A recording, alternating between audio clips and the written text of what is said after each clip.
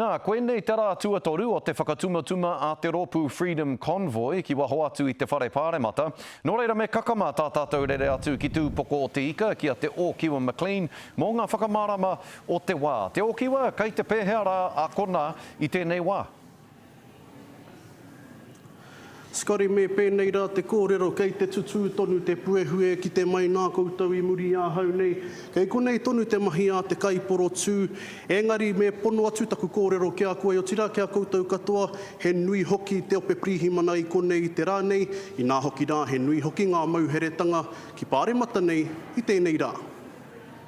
I rā ke te mahi a te prihimana ki pāremata i te rā nei. I te nui o te mauri rere i te nui hoki o ngā mauheretanga. We just want freedom. We want all these mandates to stop. It is not right to jab to risk the health of a 5-year-old to save the elderly and the infirm. Mauhere atu, mauhere mai. Tōna rima te kaukatoa te hunga poro tū i mauherea i mua tonu i te paupautanga o te rā. E whakahe ana i ngā whakatau a te kāwanatanga e pākau ana ki te kano ārai kōwheori. You people need to do much better for these people.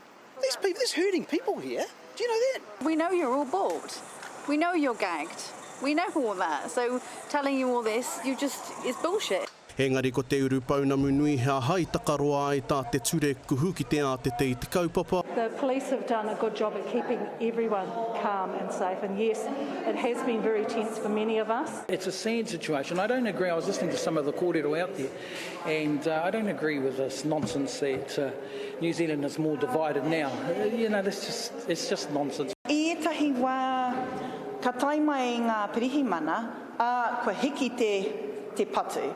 Kari te pai tērā, engari, kaua e mau tohu me ngā kupu patu kia wai. This is getting out of control, what's happening outside. Tui ia e kaha ki te ana te whai wāhi o te Māori ki te poro tū nei, me te hakua ki ke te kāwanatanga me hānai hoki ngā karere kōwheori ki te iwi Māori. Me whakarongo kia rātou, ai, pai tērā, engari, he uawa mō ngā kaimahiki konei, he uawa mō ngā tangata o pōneke hoki. Yes, we agree that there should be freedoms, but we don't agree in the way that some of the protesters are handling their protests. Aha kua rutua ngā tēne tiki raro hei tā ngā kaiporo tū, e kore rātou e tuohu, haere nei te wā. Āpiti atu he nui ngā raru kua pākau ake ki ngā huarahi o te pokapū o te whanganui ātara, nā tēnei o ngā huna. Hea hai i te mea kei te tūhare o rātou waka ki mea wāhi, arā ko te oti ngātu, ko te tūtūnga, ko te tāputanga o te rere haere o ngā waka. Nō reira e ki ke ana te kaunihera o te whanganui ātara, kua he ngā rā, kua he hoki te whakahaeretia o tēnei poro tehi e te kāwanatanga. Ka mutu hei ngā rā, hei ngā haura e haere ake nei, ka puta haere ngā tūtei ki te tuku i te hāmene ki e rā waka e tūtonu ana i konei. Scotty. Tikiti he atu e hoa, tikiti he atu ngā waka. Mihi atu ana kia koe, tō kiwa i e nā whakamārama tēnā koe te rangatira.